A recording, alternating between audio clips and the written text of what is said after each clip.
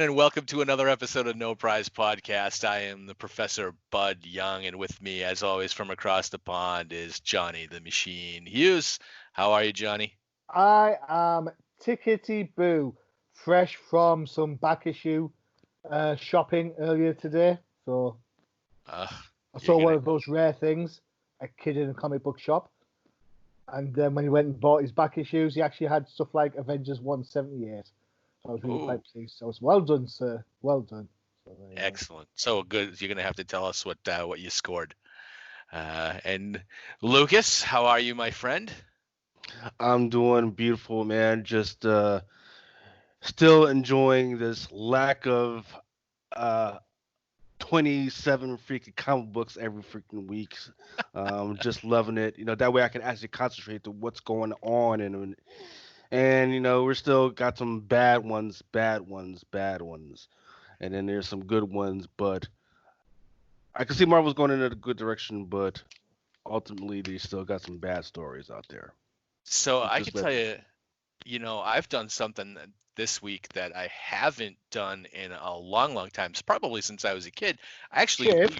I actually, besides shave, um, I actually reread the comic and I don't know if I'm a glutton for punishment, but the Black Cat issue that we're going to talk about today, I actually went okay. back and I read it a second time, and I haven't done that since I was like 15 when I was, had like a lack of Marvel comics, and I would end up reading the same story three, four, five, six times, and Yeah. it actually gave me maybe a little more appreciation for the book, a little more attention to detail, and I'm kind of excited to talk about Black Cat today because that was kind of like what we're gonna do, and maybe talk a little bit about Valkyrie and a little bit about you know where Marvel is standing. Because I'm still confused over what they're doing with Right. their release schedule. Um, but hey, let's kind of get into it and talk about it. Um, I guess I guess the first thing that I'm really kind of wondering is we're probably what are we a month into new books, right? I mean, they started publishing about 4 weeks ago, started releasing new books.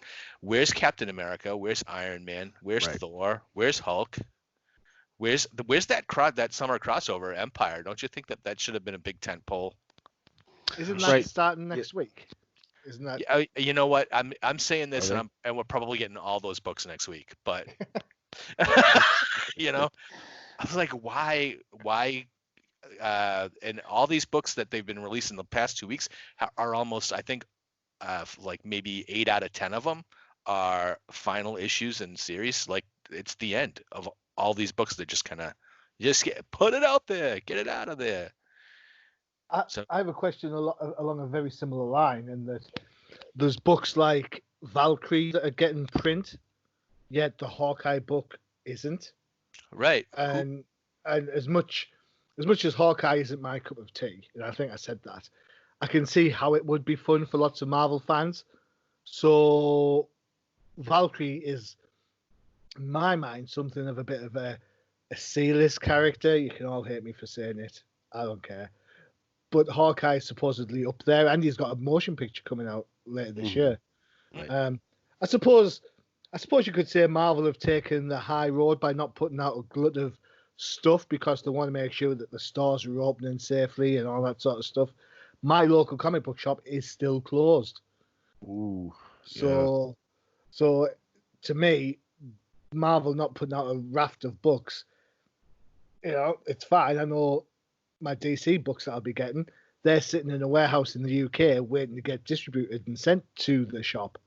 So I suppose Marvel is saying, look, we're giving the retailers time to get the store in place, to get all the safety stuff, to get the hand sanitizers and the plastic shields up and all that sort of stuff, um, before we start putting like loads and loads of product out there. Because what you don't want when you're trying to come out of this whole pandemic situation is everybody rushing to the comic book shop to pick up one special issue, and then because then the place Right. will just get massively crowded and people will get loads of infections and the R rate will increase and all that sort of stuff. So, whilst I appreciate Marvel doing that, I also agree with you to an extent that if Marvel were putting out smaller books or smaller numbers of books, I should say, they should put a big title in like Kappa or Amazing Spider-Man or something. Because tell you what, nobody's going to rush to New Comic Book Day for Valkyrie, for Christ's sakes. Are they? Right. Yeah. Are they? I don't know. Did you? I well, can't go anywhere for New Comic Book Day. There's no comic book shop. so here's a question now that you just raised because of all this reopen and stuff. Now, when you go into a comic book store now, and and it's been a long time since I've been in a comic book store because I do everything digitally now. But my first spot that I used to walk to is the new books, and I used to pick up the new books, flip through them, and see if there was anything that I want to pick up. Mm-hmm. When you go into a comic book store now, are you going to be like relegated to you can only touch your pull list? Here are your books. Don't touch the books on the wall because we don't want 100 hands touching them. I went further afield this morning, and there's a shop called the Dahl Knight, and it's called the Dahl Knight because it's in the town of Darlington, so Dahl, and Knight because it plays into the whole Batman thing. I see. And as soon as you walk in, the guy who owns the store escorts you to where the hand sanitizer is, and he says, before you touch anything, sanitize. So you squirt the stuff on your hands, do all the in-betweenies and stuff like that. And once you've done that, it's free reign. You can do what you like. You can go and pick up, flick through the new stuff. You can go look through the back issues. Keep your social distance, of course. But whilst I was there, 2 or 3 people all came in, and every time it was go and sanitize your hands before you get anywhere. Now, if you've got an organized store, that's going to be as you come in. So you're doing it straight away. So that's kind of my experience from today. Okay. Yeah, I can don't see. know if Lucas has been in. Lucas, have you been in the store recently? No. I know. No. I know how touchy feely you are with those comic books and with everything. I'm not going in there. I mean, I'll do the curbside pickup service. I'll do mail service. I mean, I will absolutely support my local comic book shops and all that. But no, as much as I know how y'all like to pull it out, touch it, open it, cry over it, and freaking put the thing back. That's not my game right now. So I mean, I'm going to take full advantage of the whole curbside pickup thing, and let that be it. Now, what I would suggest that some of these local comic book things do, or comic book stores do, is, just like we're talking via Skype right now, they should probably have some groups where people can get online and talk, right? Because I know that's what a lot of people are crying about and missing. They're missing the ability to come in and talk to somebody about comic books, just that social community feel of it. So that should be an aspect that the comic book shop should be. And reason why that's would be big for them is because while they're talking about it, they say, hey, this is what happened this week. This is what happened this week.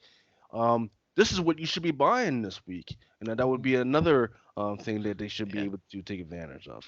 I think that's a really good call. I genuinely think that's such a great idea. It means you can also cross-pollinate. You can then talk about the books that are coming in, what people like, so on.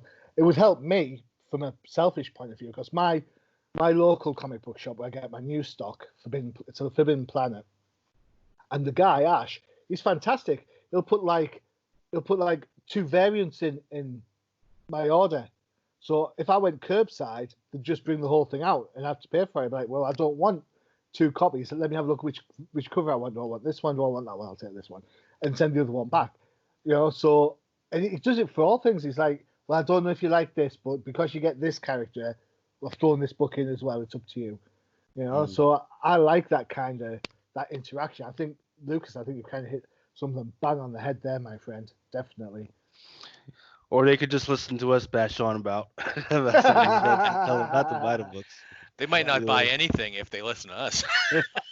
Well, I got some that I'm going to say that they should buy. Once again, it's going to be some same stuff that I'm going to say that they should buy, and we'll let them know that there's a lot of stuff that people aren't reading that they should be reading, and we'll talk about that stuff today. Yeah. I have a quick question before we get started. Is anyone still reading X books? I read what came out last week. I read New Mutants and I read Excalibur. Hey. it is what it is. I'm waiting for the next big thing to happen. I'm surprised, that we're getting all these books and we're not getting an X-Men, like an actual X-Men core book until like the end of July. Like, The what's event, up with it's that? it's the sword event, isn't it? Isn't that the next big thing? The swords of X or something? Yes.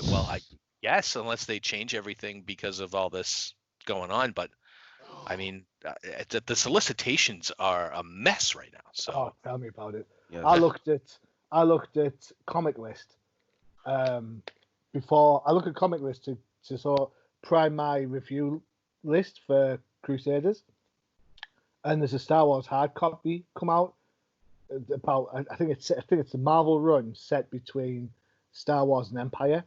It's a hard copy, and I said to Al, if this comes in, send it my way because that's my Star Wars. I love that original Marvel run on Star Wars comics. I love that whole thing.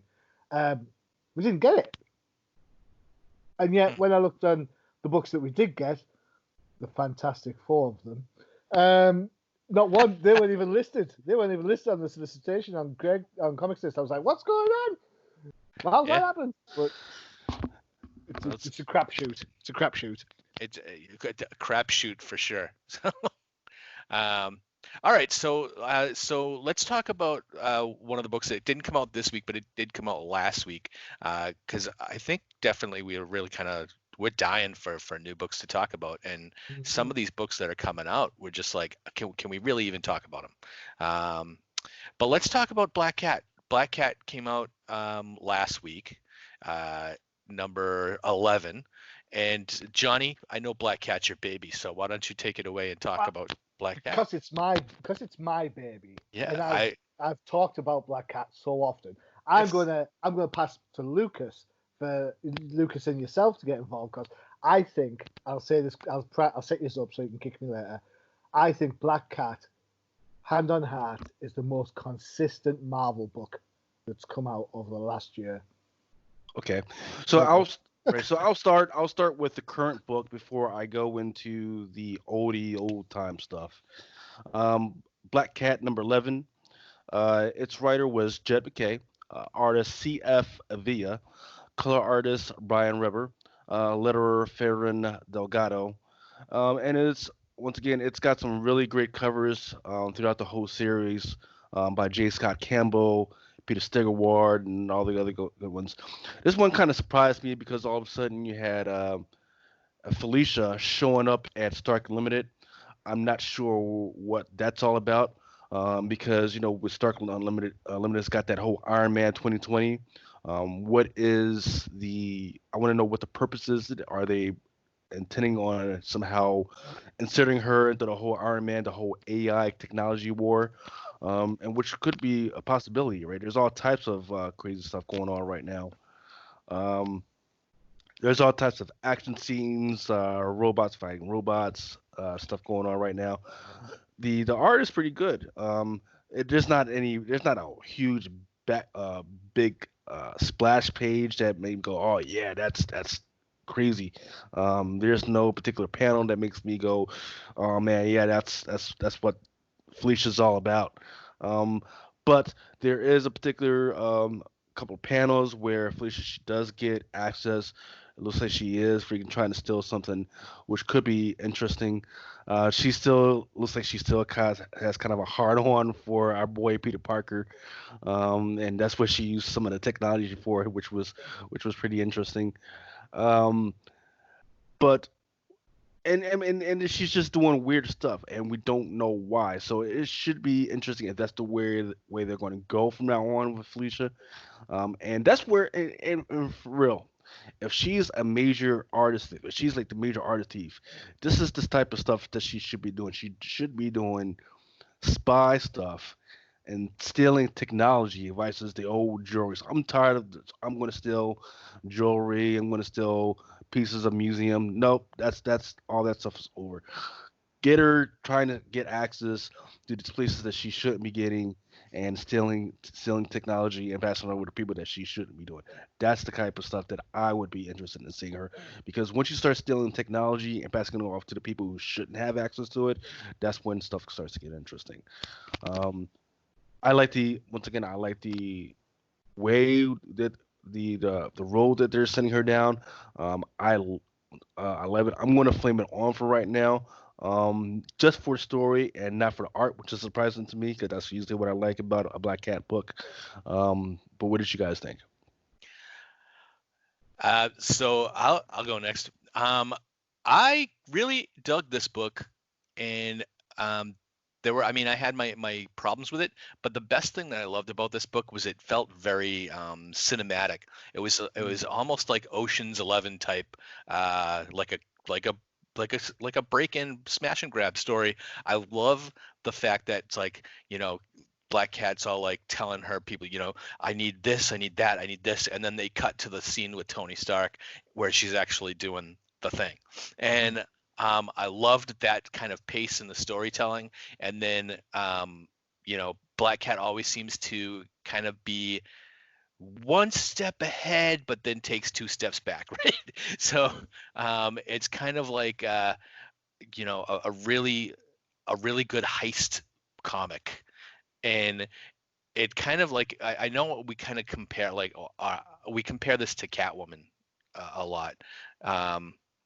And this is the kind of book that I don't think Catwoman can pull off. Catwoman's more of a cat burglar. This is basically a basic Ocean's 11 type heist book with, kind of steal Tony Stark's technology, or having to use the nanoforge. I liked Jed MacKay's kind of ideas there, because nanoforge is something, I mean, I think we've heard in Iron Man before, but I don't really think that we've ever seen the actual equipment that Tony Stark uses to make his armor. But having to use that to make a key that they need to run this dimensional transport thing was actually a pretty good idea. There was a couple of things in here, and Johnny, I don't know if maybe you might have pegged it a little bit, but there's a couple of things. Like, first of all, I didn't know that she had like nanotech claws. Okay. I didn't know that. But hey, maybe that's new. But the other thing was her bad luck power. Apparently, she has the ability to turn it on and off. Yeah, that was a new one on me. I was like, oh, okay. Right, I mean, from the old Black Cat stories that I remember, and I'm going to be fair. These books are like 20 to 25 years old that I'm thinking of now. That she couldn't control the Black Cat, the bad luck power that she got from Kingpin. I don't remember her ever getting control of it or have some kind of ability to shut it off. So if anybody out there can tell me where the heck that came from. Yeah, it's kind of like Rogue's power, because Rogue goes through this phase where sometimes she can control it, sometimes she can't, and sometimes she has to wear the collar, and sometimes she doesn't. To be fair, I was kind of nonplussed by it. I was like, and I think it's a logical step for the character, because the Kingpin gave her the bad luck powers originally to cause harm to Spider-Man. That was the sort of like the kick in the pants about the powers. They weren't a good thing. So the last thing I want to say about this book is that last page splash with her in a Black Cat armor. I wish I saw it coming, but it was kind of a surprise to me at the end. I'm serious. I was reading this book and I was so wrapped up in the whole heist angle that I didn't see the fact that she was going to create a armor to go up against Iron Man. And I felt really stupid at the end, because I was like, dude, it was like totally telegraphed in the last 5 pages. But I was so wrapped up in the story when I was reading it, I didn't see it coming. So I just wanted to shout out that they got me, and they shouldn't have gotten me. So go ahead, Johnny. And by the way, I'm flaming on this book. I loved it. So go ahead. So this whole issue, I guess it's kind of like up the last phase of the big heist. For the last few issues, well, from the get-go, she's broken Stephen Strange's place. She's broken the Fantastic Four. She's been in Madripoor. She's gone around the different areas of the world, the Marvel Universe, picking out key elements. And she needs the Tony Stark armor engine to create a key to kick everything off. I loved, like you, the Ocean 11 type Mission Impossible style, where they're kind of setting the scene. That's right. This is what we're going to do. I loved the comment about redheads, which has Yes. become a bit of a a recurring gag now. I think the same line has been used, or a variant of the same line as they used the last 3 issues, and it's kind of like it should be getting old, but it isn't. It's kind of becoming a thing. So I like that. I thought the art was easy on the eye. It was fluid. There's a couple of bits where body shapes change, which kind of annoyed me. But it wasn't anything too dramatic. And it didn't get me because I said didn't I say when we looked at Avengers a while back, say every time it seems like every Avengers got their own Iron Man suit now. Yes. Yeah. And it's like, boom. She's not only she's an Iron Man suit, she's in a Power Rangers Iron Man suit. Which is fine. It's fine. I'm okay with that. This book is fun. It's fast. It's cheery to an extent. You know that she's going to come a cropper with the Black Fox at some point. It's just a fun book. If you're looking for a book that you just want to read to enjoy and just go with the flow, this is the book. Definitely. The quality of this book has never dropped. And Lucas is bang on right. There's some gorgeous covers out there by J. Scott Campbell. Not much of a poster fan anymore, but I've got a poster of issue number 1 downstairs. So, what can I say? And it's been my phone cover for a while. So, yeah, I can't rate this book highly enough. It is. Recently, I've knocked the X books on the head because they were just not doing anything. It was just meandering, not going anywhere. Black Cat book is still on my pull list because it's fun, it's engaging. And you know what? You want it to succeed, and you're absolutely. It's Catwoman's all mopey. Oh, Batman doesn't love me. Oh, but I love Batman, and we'll never be together. And blah blah blah. Whatever. Yeah. But this is just a fun book. This is like Catwoman used to be back in the 90s. Well, hey, look at that. Yeah. So you guys can see that? Yeah. Okay. All right. So you guys are you done? Did we get your rating on it? Yeah. So I'll flame it on like nobody's. I'm a supernova flame on for this book. There you go. Okay. Right. So here we go. We're gonna jump into Black Cat's first appearance. Right. This is Amazing Spider-Man number 194. Lucas, tell us a little bit about this book. So you were asking about where the whole thing about the whole bad luck thing came from, and I'm going to tell you about it, right? So this is Amazing Spider-Man number 194. Creator Marv Wolfman, according to him, he says he was looking for a female foil for Spider-Woman. So he decided to base a character on a Tex Avery cartoon called Bad Luck Blackie, in which a black cat brought misfortune to anyone in close proximity. And he said that the black cat's costume and appearance were designed by Dave Cockrum. Well, that's a bunch of crock, right? Let's see. So let me go to this one. All right. So this is Black Cat Comics. And you may not be familiar with this one, but I know that a lot of our historians out there, they're familiar with like Black Cat Adventure, Black Cat Mystery. This is where that came from. This was part of a whole series of Black Cat comics, which was shocking to me. I didn't know. I thought it was just Black Cat Adventure and Black Cat Mystery. I didn't know that they were all part of one series. So Black Cat as comic book adventure heroine, published by Harvey Comics in 1941 to 1951. Harvey also published reprints of the character in both the mid-1950s and the early 1960s. The character's creation is claimed by the Harvey family to have originated with publisher Alfred Harvey. Black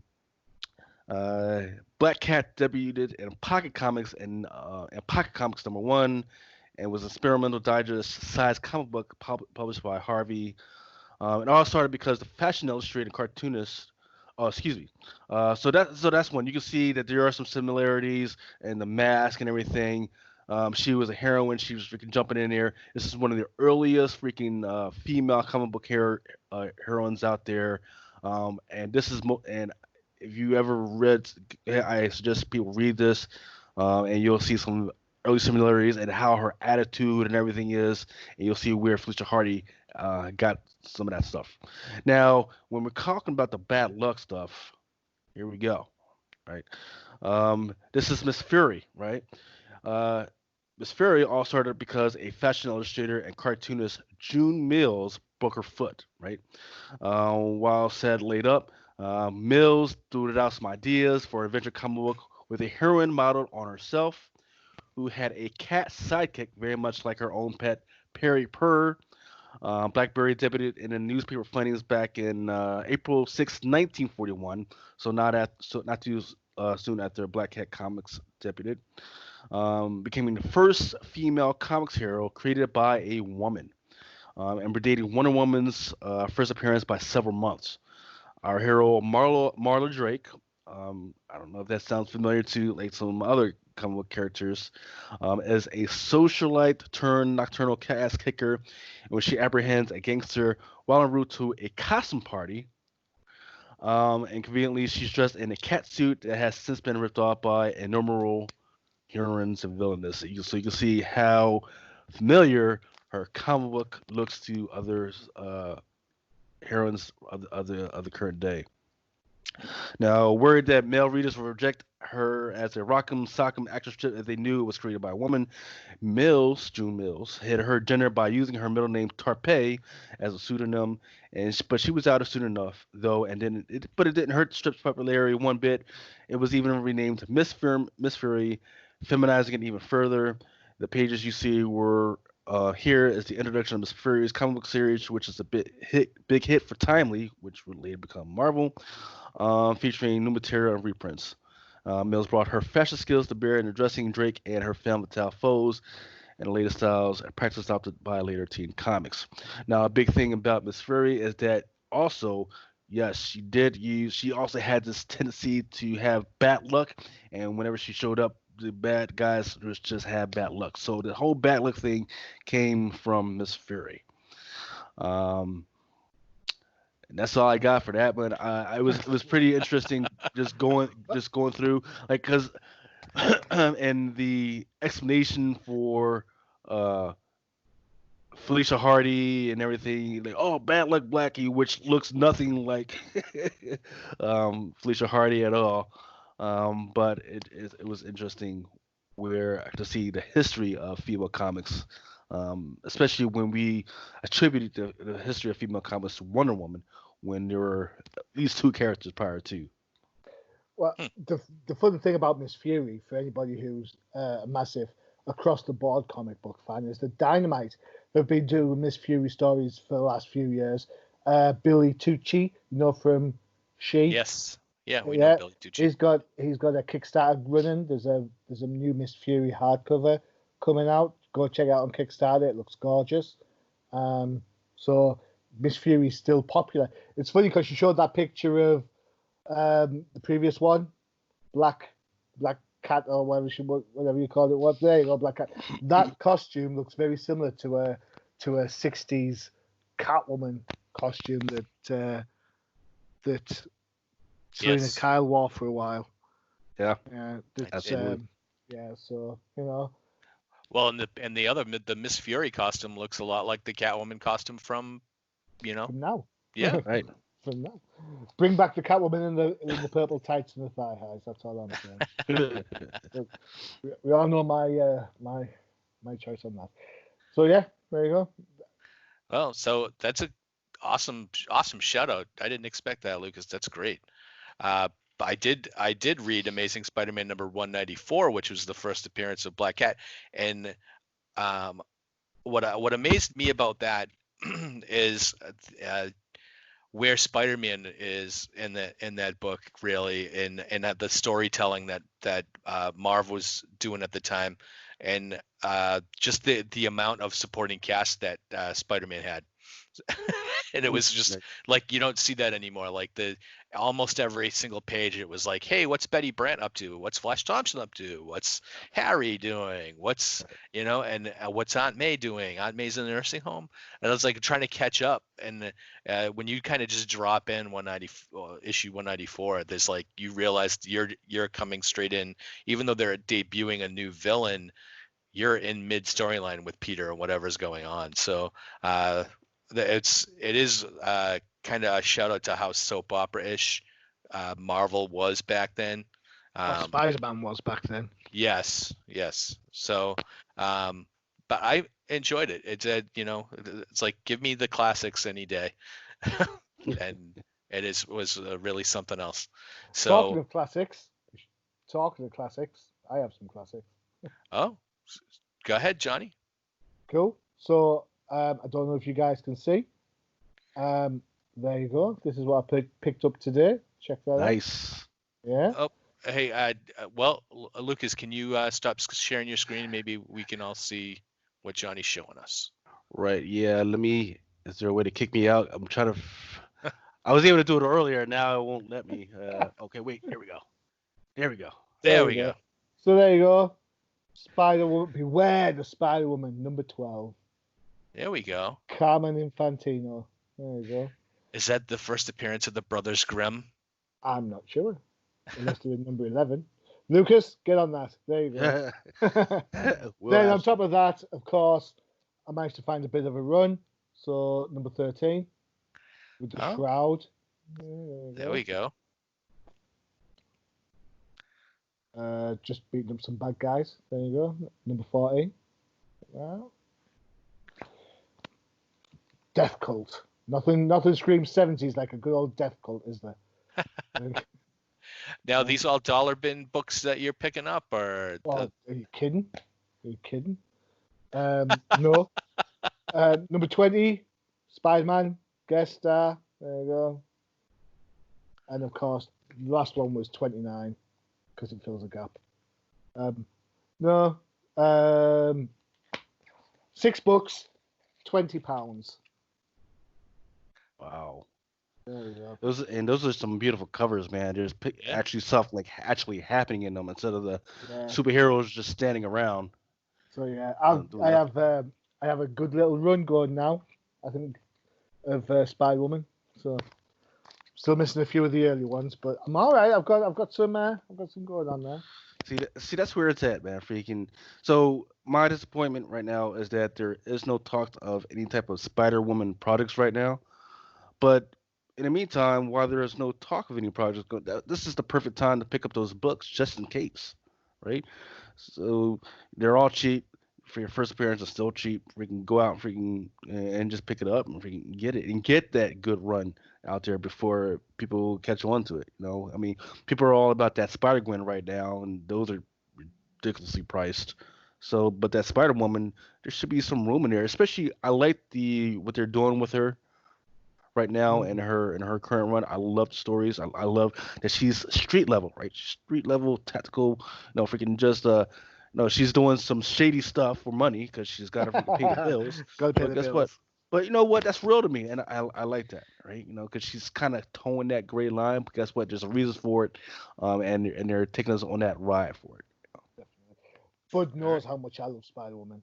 Because when I started doing No Prize, they just cancelled the Dennis Hopeless run, and I was apoplectic. I was like, "What are you cancelling this book for?" And then they went and cancelled Mockingbird as well. So I was like, "What are you killing that book?" Oh man, I like those characters. I like it because they're not the main characters, but then they've kind of grown into, kind of like Valkyrie. Valkyrie, which we will talk about in just a minute once we get back from these words from our sponsors. From the aisles to the review station, Undercover Capes brings you all things action figure related. Join host Bob O'Mac as he shares his insights and thoughts on the plastic revolution. And we're back. All right. So let's talk about Valkyrie. Valkyrie had a book drop this week. It was the final issue, I think, in that run. Am I right? Sure. It seemed like a last issue. It seemed like a last issue. I know it was the final issue of that particular storyline, the way they ended it, or I would hope so, because it ended kind of abruptly. They do you want me to start, or do you guys? Yeah. No. You jump right in, Lucas, because Um, that was another thing that I thought the book just ended weirdly. Like I felt like there should have been another page, but there wasn't. So Right. go ahead. So let's see. Give me a quick second so I can make sure that I take care of the. All right. So this was Valkyrie number 10. Yes, Valkyrie number 10. Written by Jason Aaron and Torrin Grunbuck. Guest artists Raymond Rosanas. Color artist Jesus Albertov. Letter and production by VC's Joe Sabina, a very busy guy. Cover artist Mahmoud Asrar and Matthew Wilson. And it's got It's a variant. global effort right there. Exactly. From every single piece of the globe except for the North Pole. They've got somebody freaking getting in there. And there's apparently a variant cover that I did not see, but that's where I'm not picking up that book, regardless. So here's what went down. So apparently in Valkyrie, for the last couple books, what's been happening is that on Earth they've been fighting against this black cloud. So Jane and Thor, they go to this hole and then they end up back in Asgard fighting this black cloud. This black cloud has been taking over everybody on Asgard. And it gets a little weird. Once the cloud takes you over, you become lifeless, your soul goes away. And then the other interesting thing is Sif. I think no, excuse me, not Sif. I forget Thor's brother's name. He's leading it. He's freaking direct. Oh, Tyr. Yeah. Tyr. Right. He's the guy that's been directing it, saying, "Hey, go here, go here." And then Jane Thor, she gets into it with him, and she has this big old white golden freaking rod that can turn into anything that she got a while back, and then she dips it into Tyr and cloud, and all of a sudden all is forgotten. The thing that the Asgardian gods couldn't control, she can control now as a human being, and then she turns this whole big thing that was controlling all of Asgard into this one little ball, this one little basketball, and then she just puts it away in a closet in a cave somewhere. Ridiculous. That's stupid. That's about right. That's stupid. So yeah, I agree with you that there was a lot happening in this issue, and it seemed to me like it was a lot of like quick wrap up.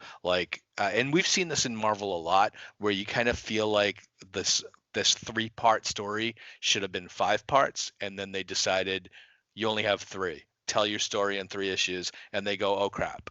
I mean, you have Thor, who was taken over by Tyr and this black cloud. And he's like, you would think that he would have like this big fight scene, or him and Thor and Jane would have to have this big clash, but no, he's relegated to a couple of background panels and it's a group fight scene, and he speaks, I think the last page he has a couple of word balloons where Volstagg says, hey, do you remember the part where I beat you? And he said no, but that was pretty much it. But you would think that he would be a bigger threat to fight, even though like they had Sif at the beginning, and Sif gets taken over, and then she ends up fighting them too. And it's like you'd think that they would have more of what's going on. I suppose basically it was a Thor zombie or a Sif zombie that ends up fighting the rest of Asgard, and Jane seems to somehow save the day. It just seems it was very convoluted, very quick in the wrap up, and to me it just seemed very, very, very rushed. So yeah, it's clobbered on that end because I just really don't think that they did a really good job telling the story. And not to mention the fact that it's been 4 months since we've read this book, and you really don't have much of a recap. So, Johnny, any initial opinions? So I looked at this book. Someone has to explain to me why on the main cover it looks like Valkyrie is the actress that's in the movies, and then you then turn into the book and it's then Jane Foster. I'm like, how is that even? What are you trying to do to me? I know covers tell a bit of a lie sometimes. Wow, I didn't notice that. She really does kind of look like Tessa Thompson. I'm thinking, well, so Joe Bloggs has walked into a comic book shop, sees the Tessa Thompson cover of Valkyrie, thinks, great, something that I'm going to pick that up because I like Endgame or I like Ragnarok or whatever. Picks it up, not a thing at all. It's like, come on. And then they're like, Jane Foster, isn't that the one that dumped him in the movies? What's going on? Wasn't she Thor and got killed and the Thor power had to go away so she could live out and get herself fixed over the cancer? And I'm like, there's lots of stuff in this book, and you guys know that I am not the biggest Thor fan to start with. Right? You have to sort of drag me over hot coals to get me to read a Thor book. Well, maybe that's a bit harsh, but generally speaking, I'm like, no, it's not my cup of tea. And we've looked at Valkyrie before. I think I clobbered it back then. Yes, but you did. This is one of those books that needs that kind of exposition to let you know what's going on, even because the front page doesn't do it justice. Right. You know, it looks loud, it looks chaotic. The letter font's fine because it's the Norse letter font that Marvel have trademarked for the last God knows how many years. Yeah, the book does end abruptly. You know, just like, poof. I don't know. I think this is one of those kind of lost leaders that Marvel just put out there because they know it's a recognizable name for the movies. So some schmuck's going to buy this and then get disappointed and then not buy comic books again. Well, thanks, Marvel. So now that we've talked about Valkyrie, so what do you think that they're thinking of is by putting this book in print and putting it in stores, but not putting out, say, Hawkeye? They're telling you that Valkyrie's got more sales than Hawkeye. Is Jane Foster more popular than Clint? I mean, hey, I liked Lady Thor. I'm not going to lie. It's probably the only Thor that I like the idea behind it. I like the kind of the way it worked and how it ended. I thought it was all right. But Jane Foster over Clint, and you think of, I think Marvel have kind of hit the ceiling with a couple of their writers. I think Jason Aaron's hit the ceiling. I think Hickman's hit the ceiling. And as much as they try and hype them up and everything, there's a reason why Aaron's being kicked off Avengers or leaving Avengers to somebody else. Right. And that book hasn't been doing fantastic recently. Because it's not the Avengers, it's the Marvel Universe. Well, if that's what they want to write, then that's what it should be called. It should be called Marvel Universe, and let's have an Avengers book. Right. Yeah, that's fine if that's what they want to do. But for me, the Hawkeye book is one of those Marvel books, very much like Black Cat to an extent, or the Spider-Man book, or the Mockingbird book, that just sits under that not quite as saccharine sweet as the rest of the books, and they don't know what to do with it. You know what I'm saying? Yeah. They're like everything in like their square little packet. Oof. And if everything deviates too far from that, then they can it. And I think historically, that's been Marvel's downfall. If you look historically, when you've had things like when they had Gerber at Marvel years ago, when they had Howard the Duck, when they had the Defenders, when they had Warlock, all these really characters that weren't as straight up superheroes as you could possibly get, and somehow they managed to screw them all over and still print out, oh my God, Aunt May is almost close to death stories. Mm. Yeah, I think, Hawkeye falls in that category. Hawkeye falls in that it's just a little bit too out there to be seen as a Marvel book. Right. So, I mean, if we're being critical, so let's just shout out the editing on this book, because it should be the editor that catches the fact that maybe this Valkyrie pinup looks like Tessa Thompson and shouldn't be on the cover. I mean, it's a good piece of art if you're looking at it for the face of it, but I mean, does it belong on that cover to maybe fool someone into thinking that, hey, this is a more racially diverse book than it really is, right? Yeah. So, yeah. So the Sarah Bernstadt associate editor, Will Moss editor, and Cebulski editor in chief. And you can't convince me that CB Cebulski actually sees any of these books before they see print. Somebody somewhere had the idea that let's make the character look like her from the movies, with no idea. Or if maybe it's ignorance, right? If they hire Mahmoud Asrar and Matthew Wilson to create this art piece, and they don't give him context, they just say draw Valkyrie. Yeah. And maybe his only exposure to Valkyrie is from Thor, the movie. I mean, and that's a really good shout, because even the Jane Foster Valkyrie looks nothing like the original Valkyrie, who was long-legged and blonde. Correct. So, it's like, can the real Valkyrie please stand up? Right. I'm going to club this book, just in case anybody has any ideas that I was going to do anything other than that. Well, we're flaming on Black Cat. We're clobbering Valkyrie, but so as long as we were talking about the first appearance of Black Cat, do you got something for us, Lucas, for Valkyrie? Yes, I do. So, the man, check him out. So absolutely what we were talking about, where they just put this story together and then they ended it abruptly. Apparently there's a reason, right? And once again, the quarantine had something to do with it, so they didn't get to develop it properly, right? So what that black cloud was a part of the Void, right?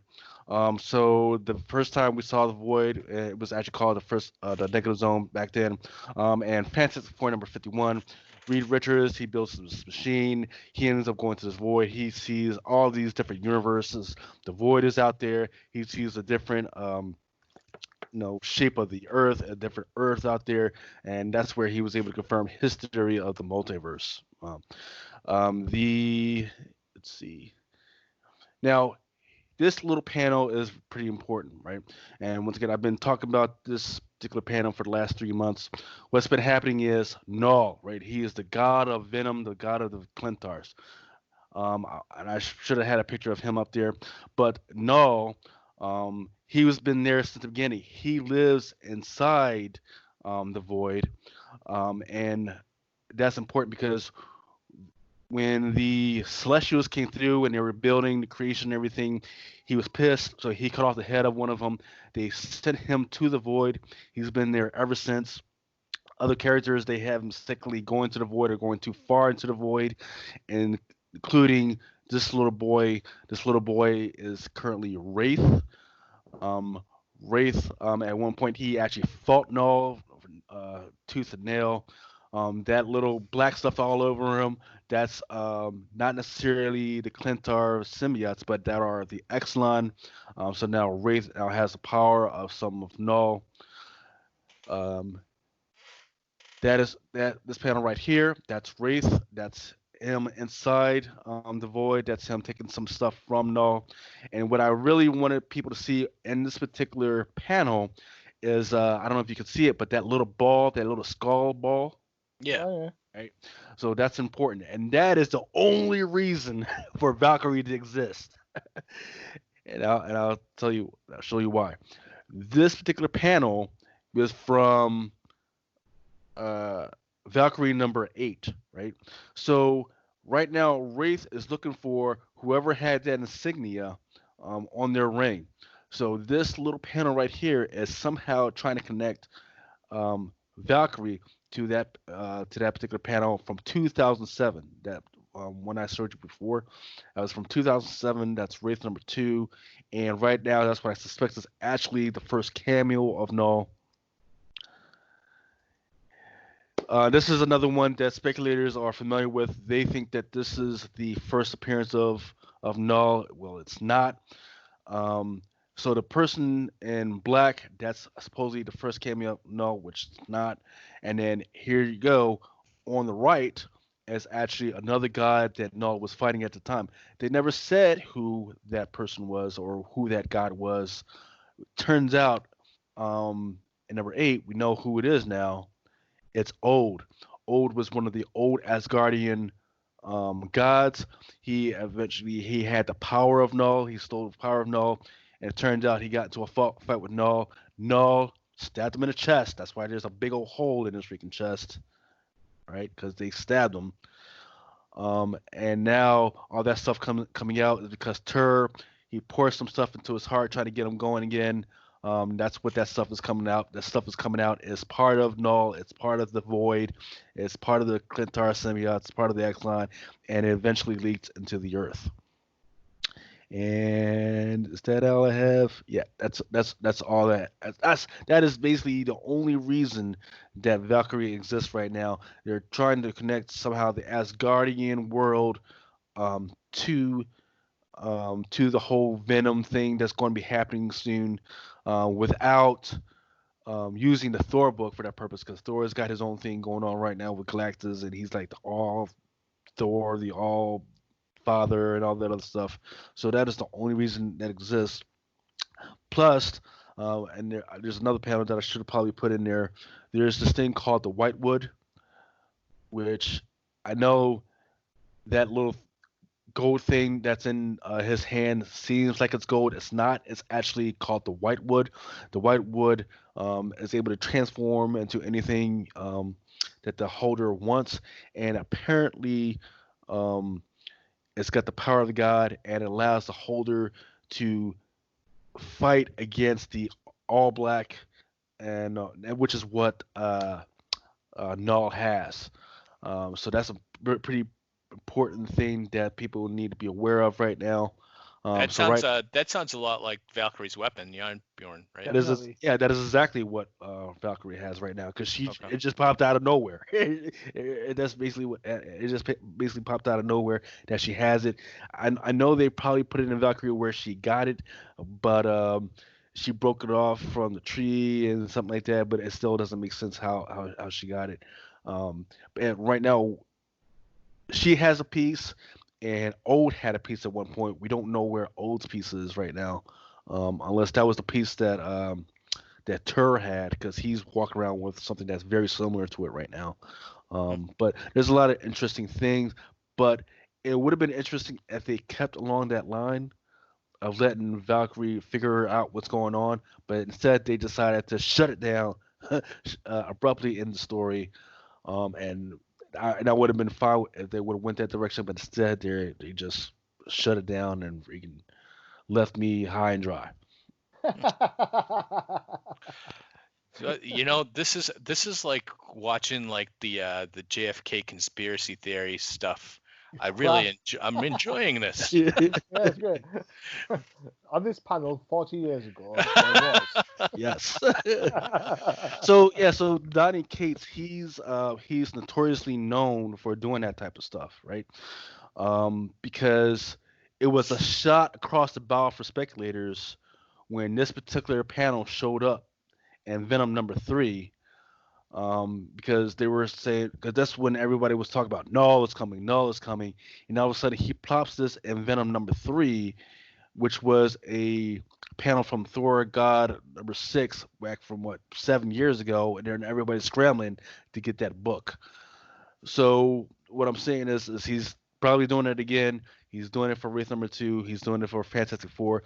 He's trying to provide a connective tissue from stuff, from 40, 50 years ago, to make all this stuff relevant and kind of connect it in. He's publicly said that that's not what he's trying to do, but we know now for a fact that he's a liar. So Well, I don't mind. I don't mind writers who do that. I like the idea that they go back and try and piece together all the little different strands of whatnot to give Right. you like a more cohesive story.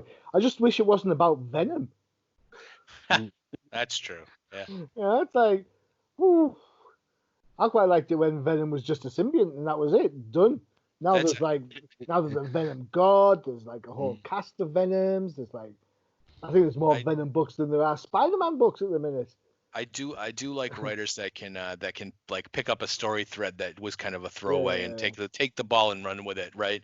We know Roy Thomas was famous for taking some of Stan Lee's old ideas and recreating them and coming up with new characters, like using Vision. You know, that's one of, I think, Roy Thomas's greatest creations, really, but wasn't really his creation, you know. And Al Ewing is doing a lot of that right now, to the point that when you read Hulk, he has to have like a bibliography in the back of where these ideas came from. Check out this book. Did you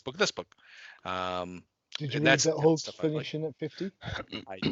I did, but you know what? He's only on issue 37, right? So we got like another year's worth of stories to go. Is he staying on it for that long? Well, I think that announcing that it's going to end at 50 is kind of announcing that that's going to be the end of his run, right? I don't know. Isn't he taking over Avengers? Yes. So, but maybe he finishes. Maybe his run's done. I mean, he's had 3 months of downtime. He's probably one of the few people they have still working. I think. I know you guys really love the Hulk book. I do. I think once it's got past its horror element, it runs the risk of turning into just another superhero book. I agree with you, but you know, it's for me, it's I think it's been, like you say, Black Cat's been one of Marvel's most consistent books. I think the Hulk has as well. Yeah, it's consistently good. Where most of the other books that we're reading were like, it's good 1 month and then the next month it's crap. So, you know, I agree with you, but I think Hulk has been at the top of my reading list every time it comes out. So they're doing something right on it, even if maybe I don't like every issue. There was one real dog in there that I didn't even understand, but you know, the rest of the book's been pretty good. Yeah. And it's not just a horror book anymore. It's got all types of psychological thriller stuff. Everybody's got an identity disorder. It's either you got a gender identity disorder or you got 3 people inside of you. It's pretty interesting, and how that has been marked out in the world. It's kind of interesting. That sounds like one sort of party. 3 people inside you. Do we have some time for some Marvel news? Yeah, go for it. Sure. All right. So the first one I wanted to ask you guys about is so let's see, let's go into 2 Marvel shows on Hulu are still moving forward. MODOK. Whoa. Marvel shows. I'm going to have to step out of this one because I don't get Marvel shows in the UK. It's like a different language. What are you talking about? Right. So there was an original packet where it was going to be like Tigra and Dazzler, Howard the Duck. Those have since been canceled, but they have decided that they are still going to go with MODOK. What is that? The Machine, Only for Killing, and then Hit Monkey, which is going forward. MODOK, whose first appearance is still dirt cheap. Tales of Suspense number 93, and Hit Monkey, which is still cheap, but there's some variants out there. I'm glad. So from what it here sounds like is that you guys have no skin in the game and care about either of these characters. So first, this is where I feel like modern Marvel has passed me by, because Hit Monkey, what is the selling point on Hit Monkey? A monkey that kills, a monkey assassin. That's all you need to know. Don't even try and don't try to make sense out of it.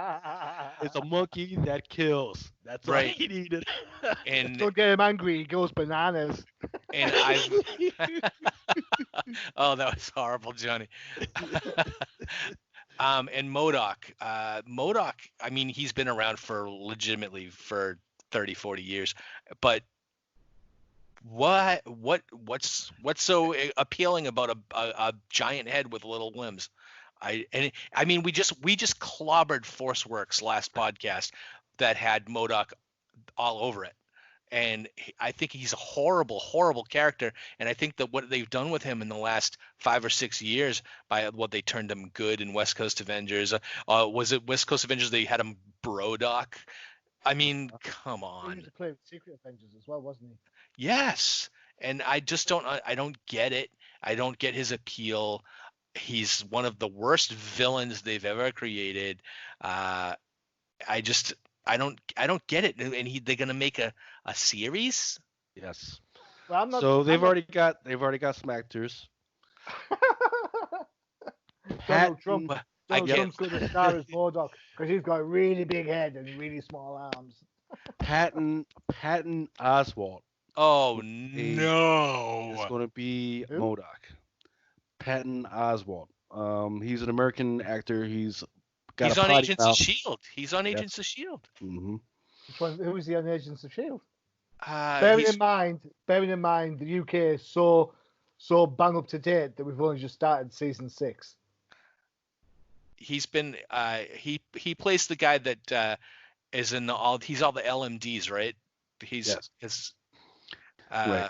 So when they go to that secret hiding place, he's the one that's running that whole place, that underground tunnel. Right. he's a stand-up comedian over here in the US, Johnny. I don't know if you get stand-up over there in England, but Can you he's tell I get stand up with my fantastic jokes on this podcast? I don't what did you say? Sorry, I was laughing at my own joke. I thought he was going to say, yeah, it's called the Parliament of Commons, but anyway. Go and watch the Out of 10 Does Countdown. There you go. There's a show. If you want stand up, watch that. There you go. Okay. Moving on. So I know you guys don't get the show, but there has been various petitions going to Marvel that they think they know who the new Storm is. X-Men fans think they found Marvel's new Storm. Toy star and living trans legend Dominique Jackson. That's who they think should be Storm. You guys, give me a second. I'll find you a picture of this person. But Storm is a woman, and who they want to play Storm is a transgender person, which is kind of interesting to me. Now, don't get me wrong. In certain points, she looks just like her, but I've always heard of people say, well, you can't get a woman or a man to play a transgender person. But now, why are we having a transgender person play a woman? Right. I don't. Okay. I don't So understand. this isn't. I kind of get where you're coming from on this, Lucas, because I was watching Supergirl the other night with Mrs. Hughes, and I was kind of thinking as I'm watching it, because there's not a lot going on in the show, and then your brain switches off. I was kind of thinking that the CW have said that whoever plays Batwoman has to be a lesbian, because the character's a lesbian, and that got me thinking: why isn't the character Dreamer? Why isn't the actress in that trans? Because Dreamer's supposed to be a trans character. And in the end, I got it says in my head, it's like, so therefore, if you've got a gay character, it can only be played by a gay actor. If it's a straight actor, it can only be all that. And you know what? It's called acting for a reason, right? So I kind of thought, well, you know what? If the best actor should get the job, regardless. And this isn't the first time, and this won't be the first time that a trans person has gone and then been a female in a movie. There's a leading trans actor back in the probably late 70s, early 80s. I think her name is Tula. She was a Bond girl, for Christ's sakes, in Octopussy. Mm-hmm. So it's not the first time. I think if she can act, then she can do the role well. To be honest, it doesn't bother me one way or the other. It does not. I mean, I get that it's good for trans rights because they can turn around and say, that they're being accepted within the industry, and that's a great thing for that community. But having a trans actor play Storm will not make me or will not stop me going to see the movie. Right. You know, I'll go to So the movie so because it's X-Men. Does that make sense? Yeah, and to me as well. I mean, first of all, I think she's beautiful and looks just like Storm. And what the bottom line is, at the end of the day, when I see an X-Men movie and I see Storm in an X-Men movie, just I'm not gonna think that this is a trans actor playing this role. I'm gonna be thinking, wow, they really pegged Storm.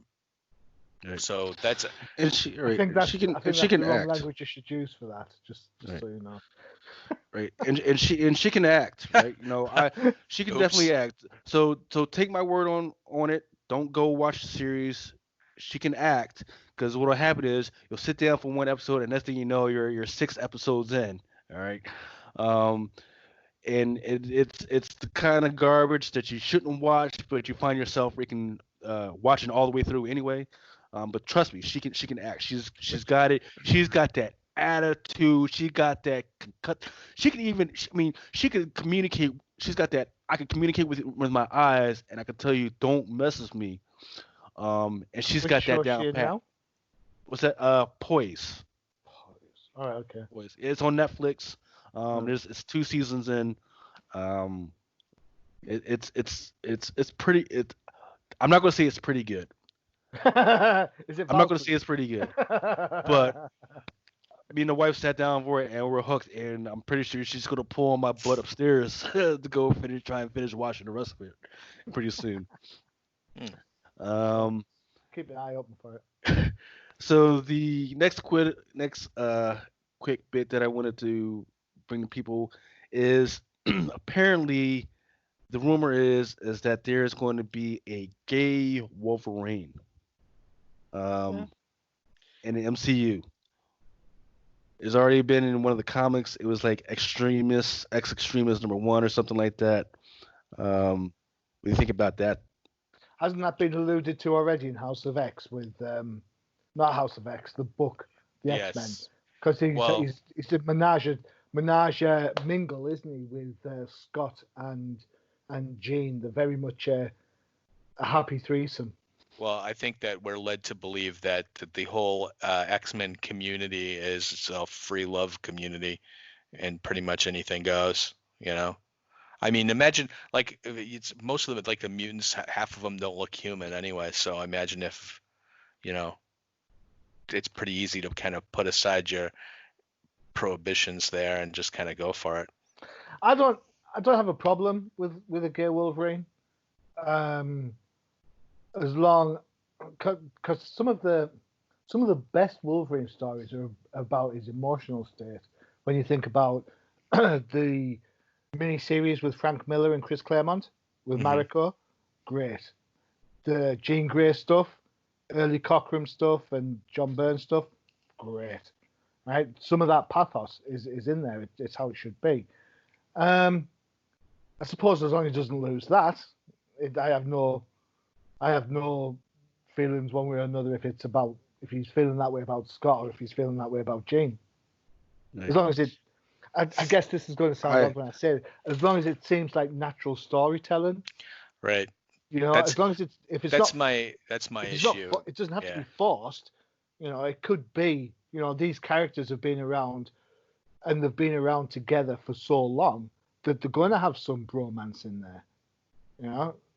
I'm totally okay with the idea that things might go further, but it's got to be natural. It's got to feel natural to both characters. They can't just rock up one day and turn around and say, "Boom, there you go, they're a couple." And I'm not saying that it's going to be Scott and Wolverine either. So. Right. But yeah, I don't want to see any other gay or lesbian couples until I get Mystique and Destiny. That's the only ones I want to see right now. I don't want to see I don't want to see any gay lesbian couples until we see Jessica Drew and Carol Danvers. Harley Quinn, Poison Ivy. Well, let's do this. Yeah, they missed a shot of doing that in Birds of Prey, but that's whatever. Yep. Yeah, and they missed a shot with doing it with Batwoman. DC missed a shot with doing it properly with Batwoman. I just think Marvel, who has managed to do gay storylines reasonably well, North Star, for example. Yeah. Yeah, I mean, what's to prevent them from introducing North Star into Yeah. the MCU and this is or and this is Alpha Flight in general? and this is the difference for me. The North Star story feels natural. The Bobby Drake doesn't. Right. The Bobby Drake's one's contrived to fit diversity. North Star is just a natural progression of that character. That's, for me, the two differences between how you present an alternative lifestyle, if you want to call it that. Yeah. But Okay. So speaking of Iceman, the first time I ever heard of Iceman was in The Amazing Top Gun. Spider-Man. Well, no, it was Amazing. Oh yeah. But it was an Amazing Spider-Man and Friends. Oh yeah. Now apparently Marvel has rumored to have plans to bring Firestar into the MCU at some point. They don't know when, they don't know how right now, but that's the big rumors. And I wanted to know how you guys thought about that. So there's actually two characters that they're talking about. There's Firestar. I don't know what the priority is to bring Firestar is, but there's also Echo, who is like a deaf Native American woman. They're going to bring those two characters in. I like the idea of Echo. Sorry. I like the idea of Echo because when she was introduced as a deaf Native American character, and she's interesting, and she was moonlighting as Ronin in the New Avengers. So she's a very interesting character, and the way that she was written, and I want to say that was Quesada's run on Daredevil, right, when Echo was introduced. Daredevil number 9. Yep. Yeah, and the way I think it was the way that they were drawing her, and how they presented, like, because she was communicating in almost like it was like pictures or something, and it was like the way that she communicated or the way she heard sound, and the way that they did they juxtaposed her to Daredevil and did like the blind and the deaf. I thought it was really, really cool the way they had them communicating. So I'm all for Echo, and I think that I'm surprised that she hasn't had more of exposure, especially with them going more diverse and a lot of female characters getting their own books, and I'm surprised Echo hasn't. And who was the other character you said? Well, we're talking about Firestar from Amazing Spider-Man and Friends. Are anybody concerned that Firestar looked exactly like Mary Jane? Why didn't they just use Mary Jane? Because Mary Jane doesn't have superpowers. That's why. They could have given her superpowers in the show. Oh, give up. There's no way that the fans would have turned around and said, "Oh, Mary Jane's got superpowers." They put her in a Spider-Man costume on an Amazing Spider-Man annual, and things went pear-shaped. But Firestar is another character that I'm surprised hasn't really showed up in the Marvel universe in a long time. No, there's bigger characters than that, man. Jessica Drew, for Christ's sakes. That's true. Yeah. There's a whole raft of Avengers that haven't had their fair shake of their tail yet. So I agree that Echo is probably a good shout, but is it a good shout because of the diversity of the character, or is it a good shout because it's a good character? You've got to think how many people will go to see a movie or a TV show with Echo in it. That's where's the big draw? Where's the big attraction to that? And I don't mean this in a negative way against any aspect of Echo as a character, but I think the superhero movie market is coming to its shelf life, because I'm sorry, there's only going to be hardcore nerds that are going to go and watch the Eternals. True. Yeah. True. I'm going to go see it. And that's it, And I think that if you're going to be scraping the Eternals off to do a movie, you could then got. I'm gonna argue with you, Johnny. I was saying exactly the same thing about Guardians of the Galaxy. I said only hardcore nerds are gonna. I said Marvel Universe is so successful right now in the movies, they can do no wrong. They can even come out with Guardians of the Galaxy, and people are gonna go see it. Well, Guardians of the Galaxy had James Gunn. Let me Let me Who counterpoint knew that. James Gunn back then? Let me counterpoint that though, quickly, because we'll be running out of time shortly. We are running out of time. We're out of time. We've been out of time. Anyway, go ahead. Guardians. That Guardians movie has no relevance or remit to the Guardians comic book. There's no. You go watch that movie. There's no. All right, it says Star Lord, but where's all the stuff that Jim Valentino did on Guardians when it was really popular? None of those characters turned up in there. Well, no, it was based on the Abnett and Lanning series from 2007. Yeah, but again, it's a mixed match of different characters. So I'll come at it from this angle. One of the greatest points that they did with Guardians of the Galaxy is they made it so that kids would like to watch it, right? So they got the Rocket Raccoon in there, they got the Groot in there, and those were great selling points. With Eternals, what has been a selling point is the inclusion of the LGBTQ plus community. Okay. There's nothing for my kids there, right? There's nothing that's going to make them force me to buy that DVD and watch it over and over and over again. And I guarantee you, there's going to be a lot of parents that are not progressives that are going to want their kids to go see this movie because of the relationships that are in there, right? Yeah, go on. I mean, I'm with you. The LGBT stuff doesn't bother me one way or the other. If you've got the characters in there and they do, that's fine. That's the characters. It's the fact that it's the Eternals. Who knows who the Eternals are? Exactly. You know what? They could have an orgy of sex. It wouldn't bother me. The fact is, I don't give a shit about the Eternals. No matter how you dress it up, I just don't care about them. I just wanted to look. I wanted to look Kirby-esque. If it looks Kirby-esque, I'll be super happy. But other than that, I don't have any preconceived notions about the characters in the movie. I think there's just too many superhero movies you can pick and choose, and I think there's going to be ones that are more commercially attractive than the Eternals. Yeah, you know what? You might be right, but as far as it's going to have that MCU branding on it, and I think people are going to go see it because has the MCU gone wrong yet? Yes, of course we have. Yeah, of course we have. Inhumans. Black Panther, terrible. Black Panther's a terrible movie. It's got one story that they repeat 3 times. It's a terrible movie. Ant-Man and the Wasp.